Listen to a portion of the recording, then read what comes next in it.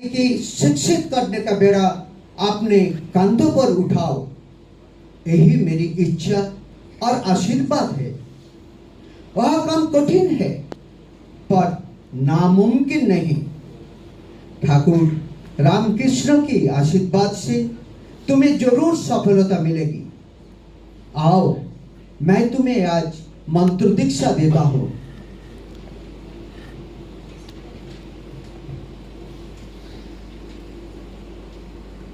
ओम तत्सत। ओम तत्सत। ओम तत्सत। इस मंत्र को आप हमेशा जपते रहना, तुम्हें जरूर सफलता मिलेगी। और आज से तुम्हारे नाम मार्गारेट नहीं, निवेदिता है। सारा संसार तुम्हें सिस्टर निवेदिता के नाम से जानेंगे।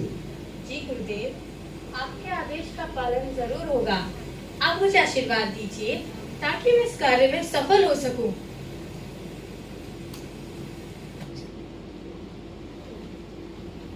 इन अंधकार में डूब जाएगा। नारी ही शक्ति है, यह एहसास जगाना होगा। इस दिशा में मेरा पहला कार्य होगा नारी शिक्षा। नारी शिक्षित होगी तो ये देश शिक्षित होगा। मैं लड़कियों के लिए विद्यालय बनाऊंगी। लेकिन कौन मेरे पास अपनी बच्ची भेजेगा? मैं प्रयास करती रहूंगी। ठाकुर रामकृष्ण के आशीर्वाद से और गुरु जी की प्रेरणा से मुझे जरूर सफलता मिलेगी।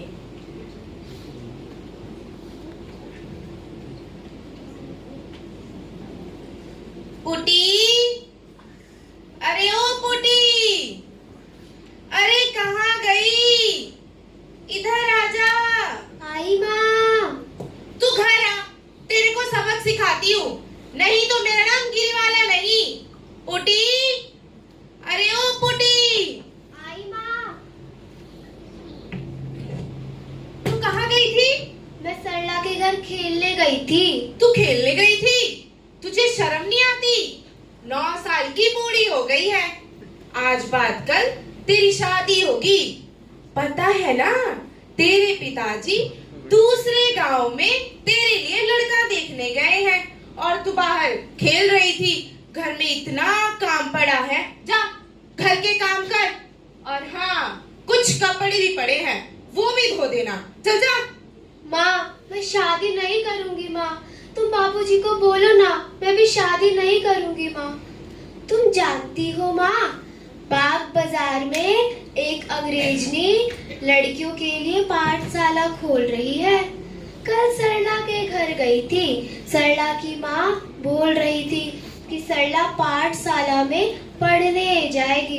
मैं भी पढ़ने जाऊंगी माँ, मुझे भेजो ना माँ। चल चल, पढ़ने जाएगी, पढ़ के कौन सा जज बनेगी? फिजूल की बातें मत कर, जाके घर के काम कर ले। चल जा।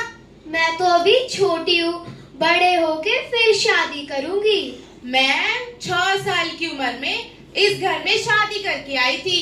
तू तो 9 साल की हो गई है। अभी से लोग कितनी बातें करते हैं, पुटी बड़ी हो गई, उसकी शादी नहीं हुई। हमारी तो रातों की नींद हराम हो जाती है। लेकिन माँ, मेरी सहेली सरला तो मेरी ही उम्र की है, वो तो पढ़ने जाएगी। वो सब अमीर घराने की बेटियां हैं, तू नहीं समझेगी। जा। घर में कोई है? घर में कोई है? कौन? क्या चाहिए?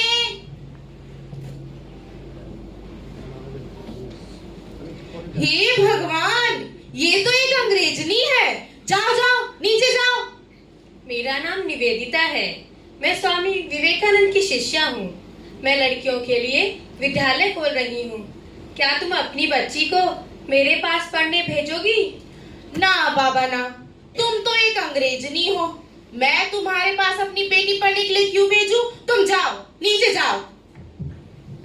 माँ, मैं पढ़ने जाऊंगी माँ, मुझे भेजो ना माँ। तू अंदर जा और तुम नीचे उतरो, उतरो। हे ईश्वर, ये लोग कितने अज्ञानी हैं। अपनी बेटी को शिक्षित करना नहीं चाहते। मैं प्रयास करती रहूंगी। सुचिता की माँ घर में हो? कौन? अरे अरे निवेदिता जी, आइए आइए, अंदर आइए। तुम कैसी हो विनोदिनी? मैं ठीक हूँ, आप कैसी हैं निवेदिता जी? मैं भी ठीक हूँ। आपके पास आई हूँ एक निवेदन लेकर। कहिए। आपने सुना होगा मैं लड़कियों के लिए विद्यालय खोल रही हूँ। क्या तुम सुचेता को मेरे पास पढ़ने भेजोगी? आप तो जानती है ना, कुछ दिनों पहले उसके पति का देहांत हुआ है। वो विधवा है और वो तो 8 वर्ष की ही है। उससे क्या हुआ? वो तो अभी छोटी है, नाबालिग है। पढ़ लिख कर बड़ी हो जाएगी, फिर उसकी शादी करना। लेकिन सुचेता के पापा से पूछे बगैर मैं आपको कैसे हाँ कर सकती हूँ? आप कल आना, मैं आपको बताऊंगी। देखो विनोदिनी, शिक्षा से मन का अंधकार दूर होता है। सत्य असत्य का विचार कर सकते हैं। बच्चों के अंदर राष्ट्रीय भावना जागृत होती है। जरूर निवेदिता जी, हम दिल से इस बात को सोचेंगे और अपनी बेटी को आपके पास भेजने का प्रयास करेंगे। अच्छा, भगवान तुम्हें मंगल करे।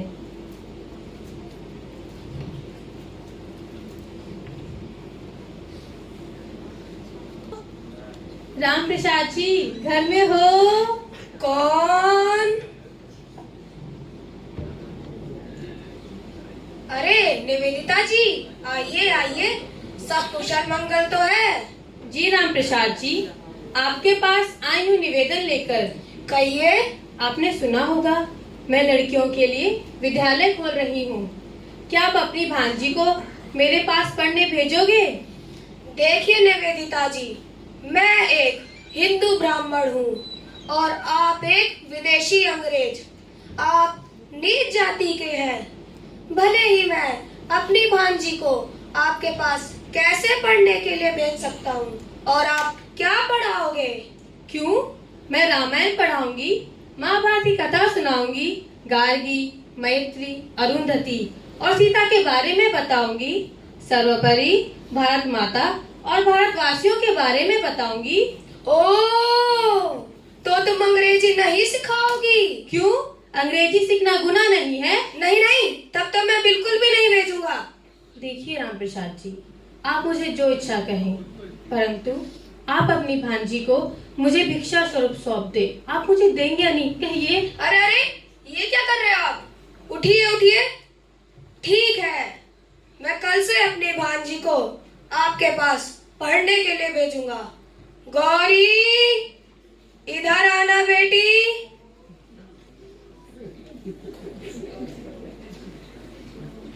आओ मेरी बच्ची, कल से मेरे विद्यालय में आओगी ना? आऊंगी सिस्टर।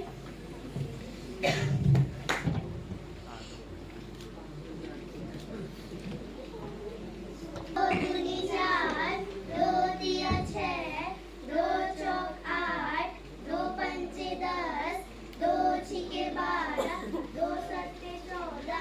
नमस्ते सिस्टर। नमस्ते बच्चों, आप सभी बैठ जाओ। आप सबने पहाड़े याद कर लिए? जी सिस्टर। आप जानते हैं आज हमारे विद्यालय में कौन आ रही है? कौन सिस्टर? माँ शारदा, देवी की प्रतिमूर्ति। आज हम सबको आशीर्वाद देने आ रही हैं। वो देखो, माँ आ रही हैं। सब खड़े होके माँ को प्रणाम करो। प्रणाम माँ।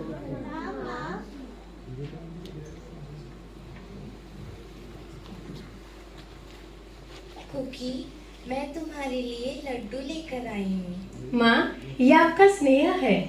आइए माँ, आसन ग्रहण कीजिए।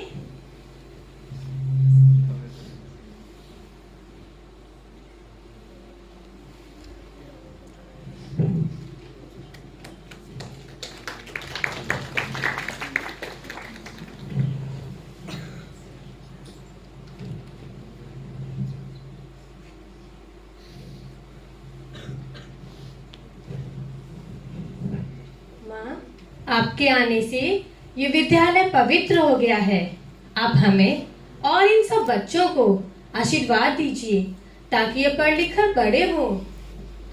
क्योंकि मैं तुम्हें और तुम्हारे इस विद्यालय को आशीर्वाद देती हूँ।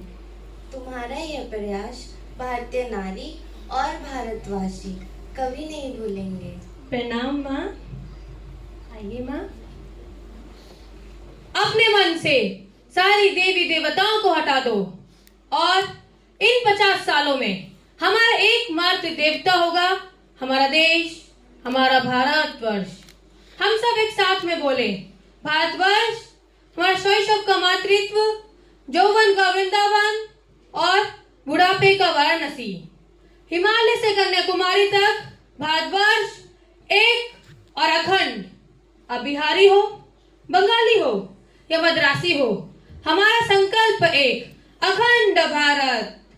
बच्चों, सब पंक्ति में खड़े हो जाओ और मेरा आपसे भी अनुरोध है, आप भी खड़े हो जाएं। हम मातृ वंदना करेंगे।